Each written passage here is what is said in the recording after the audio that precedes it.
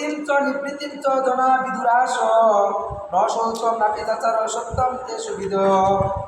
এটা হচ্ছে গীতা 16 অধ্যায় 7 নম্বর। এই 16 অধ্যায়ের নাম হচ্ছে দৈবাসুর সম্পদ বিভাগ। কি বললাম? দৈবাসুর সম্পদ বিভাগ যোগ, দৈবিক আর চৌসু। দৈবাসুর বলো, দৈবাসুর সম্পদ বিভাগ যোগ। এই অধ্যায়টা হচ্ছে 16 অধ্যায়। কত অধ্যায়? 16 অধ্যায়। তাহলে এখানে আমরা তিনটা বিষয়ে আলোচনা করছি।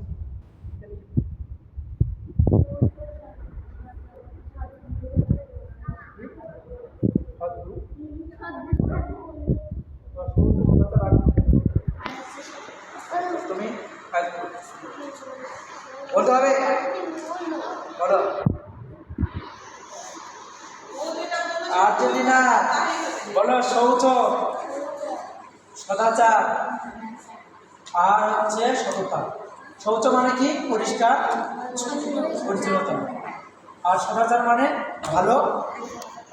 সদাচার মানে সৎ যোগ আচার সমান সমান লেখো সৎ যোগ আচার লেখো। সৎ যোগ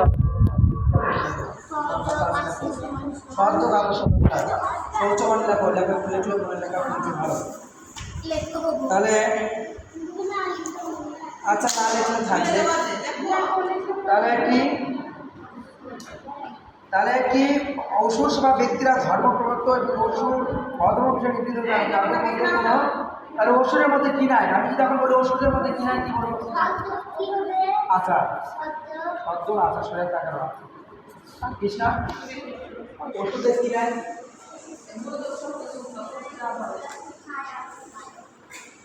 ওষুধের কি নাই? এখানে যে শ্লোক অনুবাদ করতে বলছে ওষুধের কি নাই? ধর্মকর্ম নাই। ওষুধের শৌচ নাই, সদাচার নাই, আর সততা আরো আছে, যেমন ধর্ম নাই। এখানে ধর্ম কথা বলছে, তার ধর্ম নাই। তাহলে এটা যদি বলে আমরা কোন শ্লোকে বুঝতে পারবো যে ওষুধের স্বভাব কেমন, এটা কোথায় আমরা বুঝতে পারবো? 16 অধ্যায়ে ওষুধের কথা আমরা কোথায় বুঝতে পারবো? 16 অধ্যায়ে। তোমাকে আমি বলছি, বলো তো ওষুধের কথা গীতার কোন অধ্যায়ের কথা বলা হয়েছে? ওষুধের ধর্মকর্ম নাই, ওষুধের সদাচার নাই, ওষুধের শৌচ নাই, সত্য নাই। এটা গীতায় কোথায় বলা হয়েছে? তখন তুমি বলবে এটা শ্রীমদ্ ভগবদ গীতা 16 অধ্যায়ে 7 নম্বর শ্লোকে বলা হয়েছে। ওষুধের কথা কোথায় বলা হয়েছে? অধ্যায়ের নাম কি? দৈবাসুর সম্পদ বিভাগ। দৈবাসুর ওকে নাই গেলে ওষুধের কি নাকি বল আর কি নাই? ওষুধটা সদাচার পালন করে, স্নান করে। ওষুধটা 3 বার স্নান করে, 3 বেলা ওষুধ 6 বার স্নান করে। তাহলে ওষুধের কি নাই? সংস্কার নেই, মানে প্রথমে পরিষ্কার পরিচ্ছন্নতা নেই। ওই যে দেখো কীভাবে আইসে গাছ নেয়, কাপড় চোপড়ে পরিষ্কার। যাই হোক, ভিডিও হচ্ছে তাহলে সবাই দেখো। তারপরে দেখো সবাই শোনো, অসুরেরা অভিজ্ঞ তত্ত্বদর্শী মনীষীদের কথা কর্ণপাত করতে চায় না। কর্ণপাত মানে শুনতে চায় না। তাহলে অসুরেরা আর কি চায় না? শুনতে চায়। কার কথা শুনতে চায় না? ধর্ম কথা শুনতে চায়।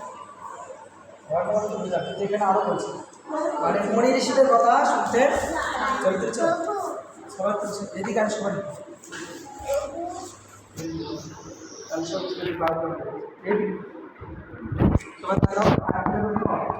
তাহলে অসুরেরা তত্ত্বদর্শী মনীষীদের কথা কর্ণপাত করতে না। যেমন অসুরেরা শাস্ত্রবিধান জানা, তাদের মধ্যে কেউ জানে না, সেটা অনুসরণ করার প্রয়োজন নেই। তাদের ধর্মের বিশ্বাসে ভগবানের নির্দেশ বাস্তবায়ন করার তাদের নিষ্ঠা নেই। অসুরেরা অন্তরেও শুদ্ধ নয়, বাইরেও শুদ্ধ নয়। তাহলে অসুরেরা কিসে শুদ্ধ নয়? বলো, 2 প্রকারের মানুষ রয়েছে। একটা হচ্ছে সুর, আর একটা হচ্ছে অসুর।